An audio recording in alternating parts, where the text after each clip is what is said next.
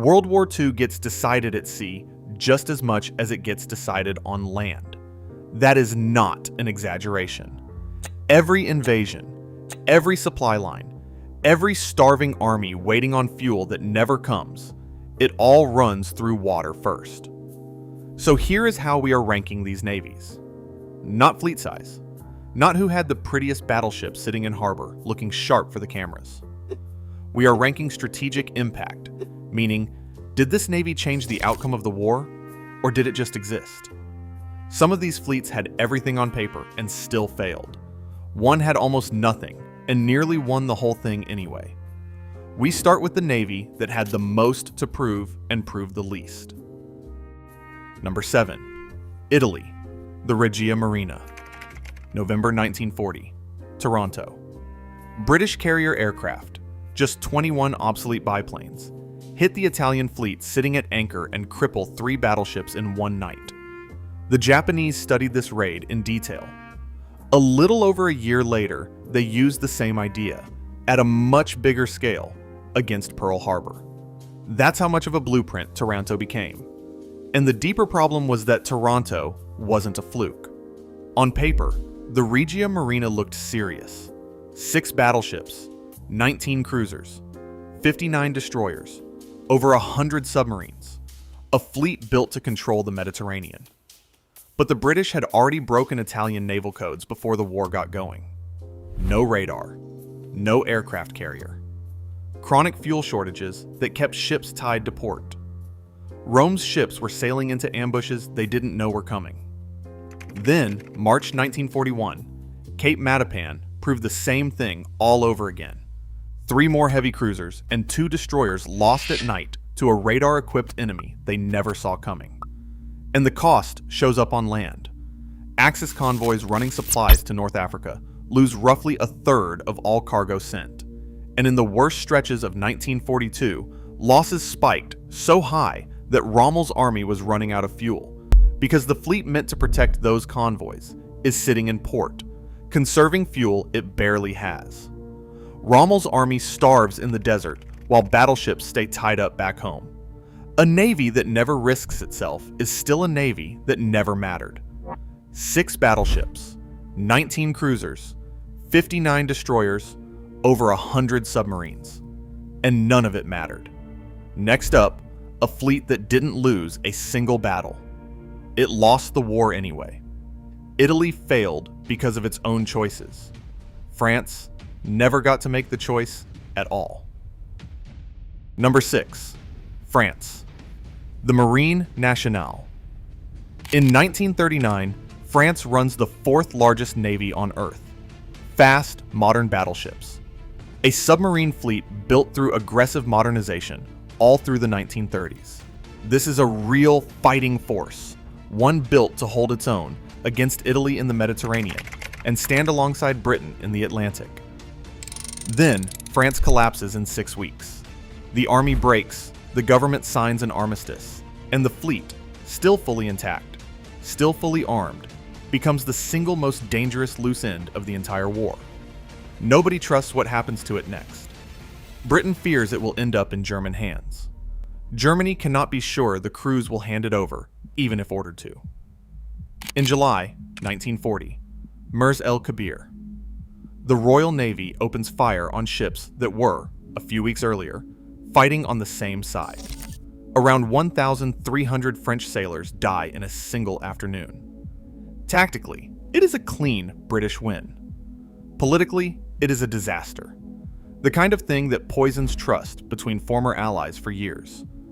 And that leaves the French fleet stuck in a strange limbo, some of it fighting British forces off Senegal and in the Levant. None of it hunting U-boats, or doing anything that actually shapes the outcome of the war. In November 1942, Toulon. Germany moves to seize the fleet outright, and French crews scuttle their own ships rather than hand them over. 77 vessels sent to the bottom by the men who served on them. That is the Marine Nationale, the only fleet in the war destroyed by its own crews. That is the tragedy of the Marine Nationale. It never loses a major fleet battle against Germany or Italy because it never really gets the chance to fight one. And then there is a navy that couldn't even get to the fight. Number 5. USSR, the Red Navy. For the Soviet Navy, the real enemy is not German steel. It is geography. 4 fleets, Baltic, Black Sea, Northern, Pacific, spread across the longest coastline of any combatant in the war, and barely able to support each other. The Baltic Fleet in particular gets bottled up almost immediately, boxed in by German minefields and hammered from the air, unable to break out into open water. The submarine numbers tell the story on their own. 27 Soviet submarines lost in the Baltic in 1941 alone. 109 lost across the entire war. And the kill ratio is brutal. Something like 1.5 enemy ships sunk for every submarine lost, compared to German U-boats sinking just over 3 ships for every boat they lost. The gap is stark, a fleet fighting with one hand tied behind its back. So the Red Navy adapts. Around 350,000 sailors get pulled off ships and thrown into the infantry, fighting on land as naval brigades. German troops start calling them the Black Death, a reputation earned in the rubble of Sevastopol and Stalingrad, fighting with rifles they were not trained to use, alongside sailors who had never been infantry a month earlier. And where the fleet does contribute, it matters. The Black Sea Fleet keeps Sevastopol supplied under siege, runs the evacuation at Odessa, and later supports the landings at Kerch and Novorossiysk. The cruiser Tashkent alone makes something like 40 runs into besieged Sevastopol, dodging bombers each time to get supplies and wounded in and out. But industrially, there is no comparison. The USSR builds 150 destroyers and 59 cruisers across the entire war.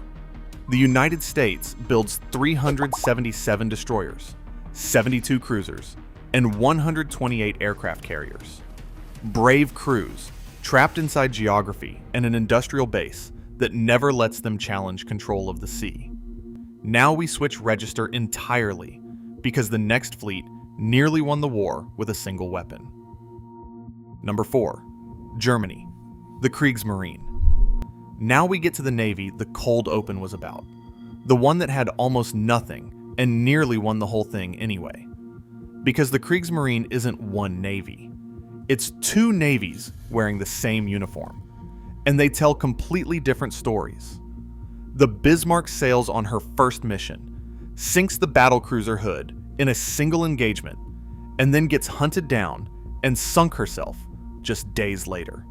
1 battle, 1 kill, then gone.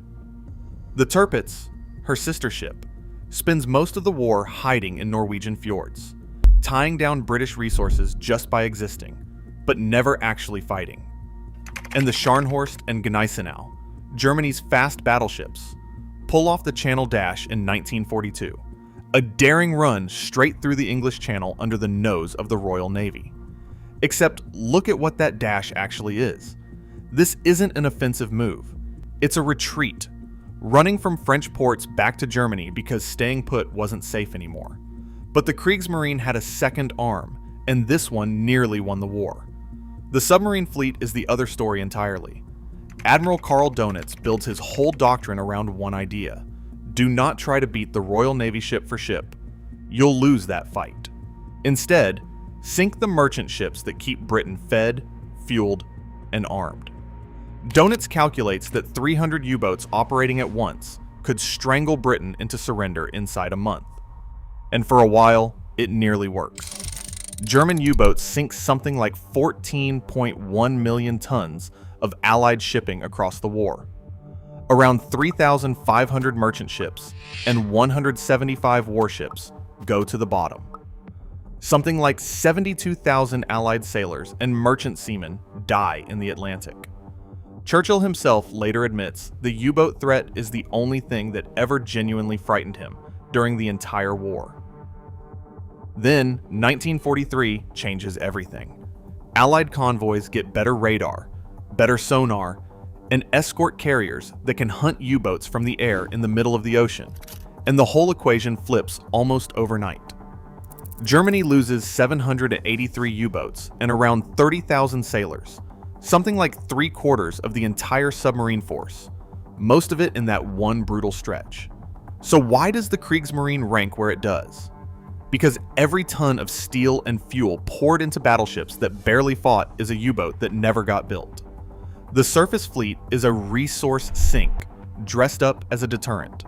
And even the U-boats, Germany's one real weapon at sea, get close enough to strangle Britain and still come up short.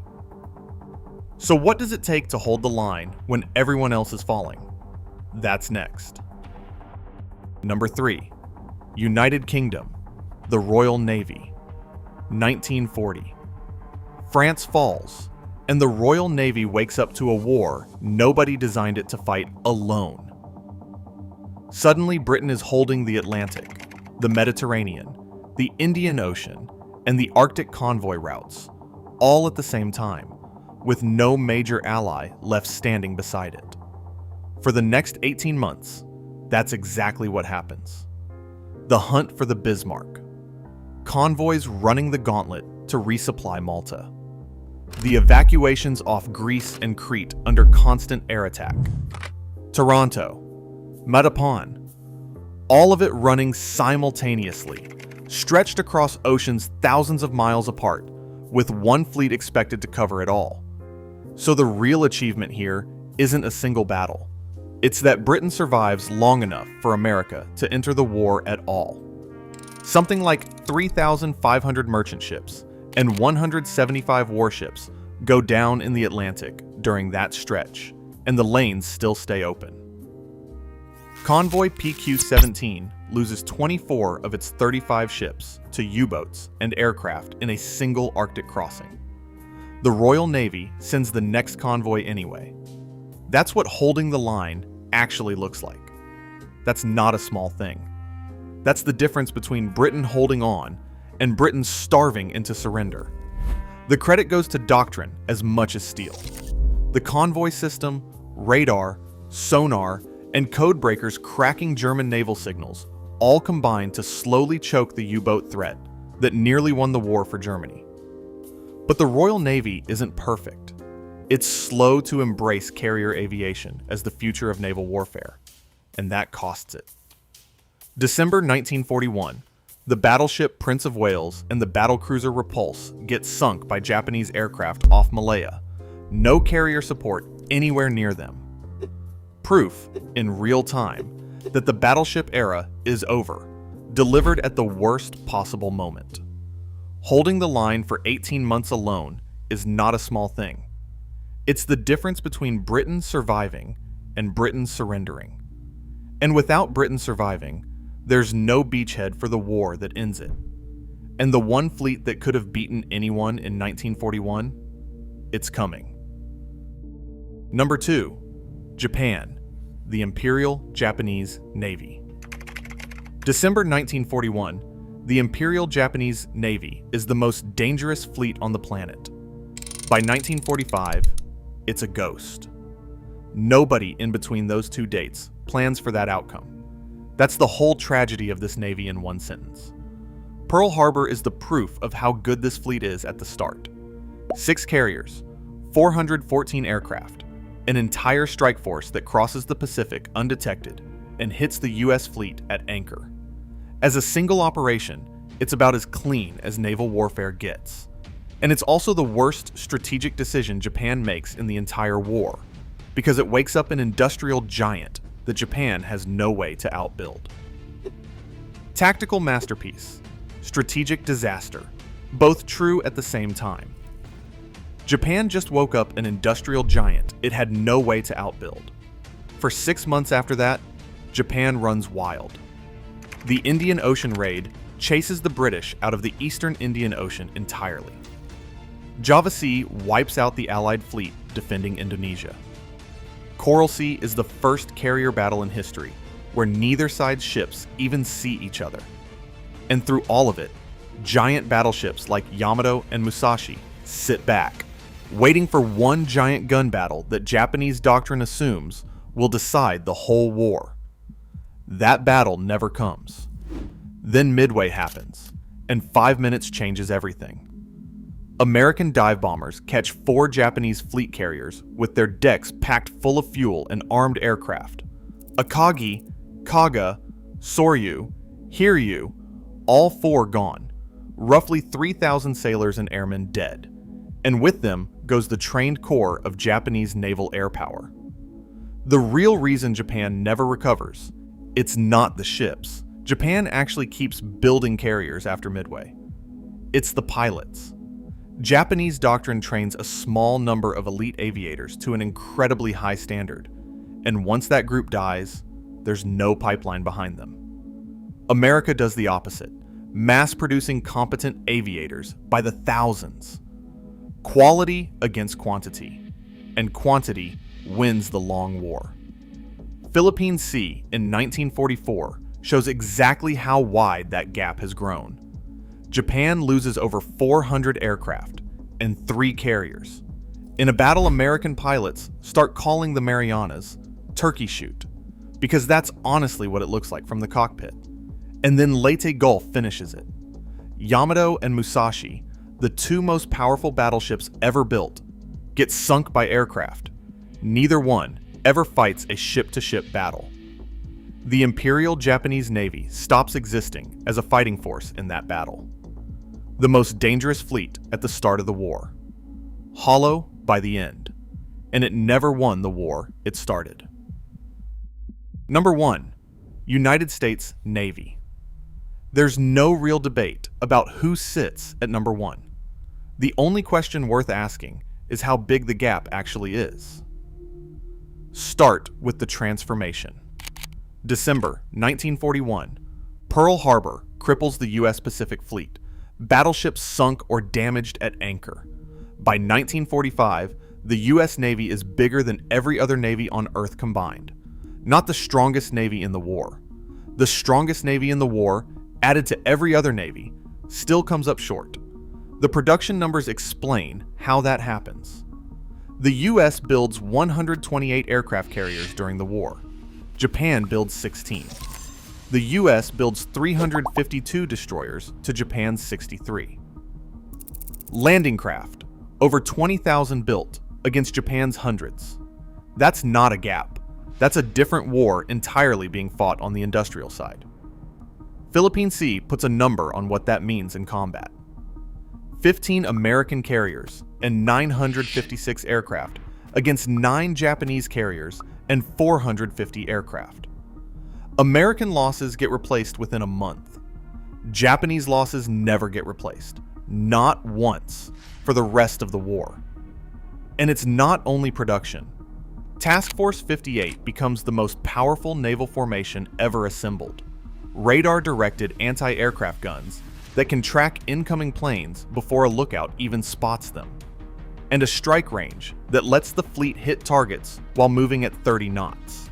This is a fleet that learns fast. Midway gets won by dive bombers, finding an opening nobody planned for. Leyte Gulf becomes the largest naval battle in history, and the U.S. Navy wins it outright. Iwo Jima and Okinawa turn into a different kind of fight entirely, absorbing kamikaze attacks and still landing troops on schedule. That's the whole ranking in one sentence, really. Everyone else fought to survive the war at sea. The U.S. Navy fought to end it. If you like this one, check out the video on our screen now. Subscribe if you want more of these. Drop your suggestions below. We read every comment. Thanks for watching.